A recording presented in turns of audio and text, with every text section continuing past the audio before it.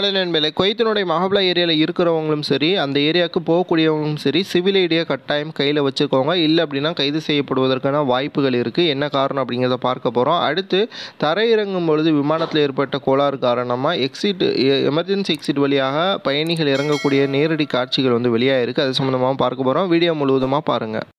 முதல் செய்தி, இப்போ நீங்கள் வீடியோவில் பார்த்துட்டு இருக்கக்கூடிய காட்சிகள், சவுதியிலிருந்து பாகிஸ்தானுக்கு போன ஒரு விமானம் தரையிறங்கும் பொழுது திடீர்னு ஏற்பட்ட தீ விபத்து காரணமாக அந்த விமானத்தில் இருந்த அனைத்து பயணிகளும் எமர்ஜென்சி எக்ஸிட் வழியாக வெளியேற்றப்பட்ட ஒரு அதிர்ச்சி அளிக்கக்கூடிய காட்சிகள் தான். இதில் எந்த ஒரு உயிர் சேதமும் ஏற்படலை. இருந்தாலும் இந்த மாதிரியான ஒரு காட்சிகளை நம்ம பார்க்கும்பொழுது விமான பயணம் அப்படிங்கிறதே ரொம்பவே பாதுகாப்பற்றதாக நமக்கு தோணுது. வீடியோ பார்க்கக்கூடிய நண்பர்கள் நாமளும் ஃப்ளைட் ஏறி தான் குவைத்திற்கு வந்திருப்போம். இந்த மாதிரியான சூழ்நிலை வந்துச்சு அப்படின்னா எப்படி எமர்ஜென்சி ஃப்ளைட்டில் பயணம் செய்த ஒவ்வொரு நபர்களும் இந்த வீடியோ பார்க்கும்பொழுது உங்களுக்கு என்ன தோணுது அப்படிங்கிறத கீழே கமெண்ட் பாக்ஸில் பதிவு பண்ணுங்கள். அடுத்த செய்தி, குவைத்தினுடைய மஹப்லா ஏரியாவில் செக்யூரிட்டி கேம்பெயின் அதிக அளவில் நடந்துகிட்டு இருக்கு. என்ன காரணம்னா, அங்கே அதிக அளவில் விசா இல்லாமல் இருக்கிறவங்க தங்கியிருப்பதாக தகவல் கிடச்சிருக்கு.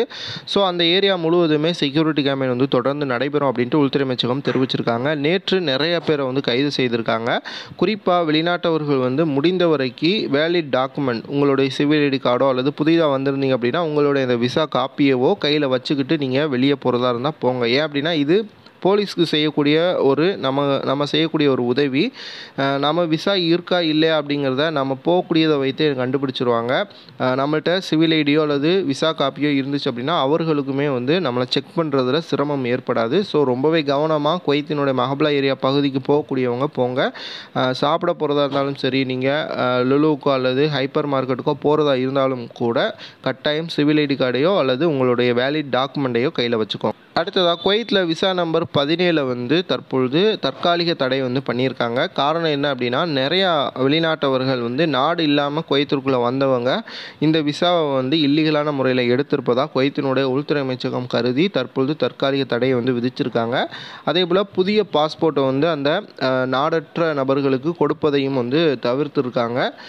ஒரு சில குறிப்பிட்ட சாராரை தவிர, அதாவது நாம் மருத்துவ காரணத்திற்காக வெளிநாடு போக வேண்டியிருக்கு அல்லது படிப்பிற்காக வெளிநாடு போக வேண்டியிருக்குங்கிற மாதிரியான அந்த நாடற்ற மக்களுக்கு மட்டும் பாஸ்போர்ட் இஷ்யூ பண்ணப்படுது. மற்ற யாருக்குமே புதிய பாஸ்போர்ட் இஷ்யூ பண்ணப்படாது அப்படின்ட்டு உள்துறை அமைச்சகம் சார்பாக தெரிவிச்சிருக்காங்க.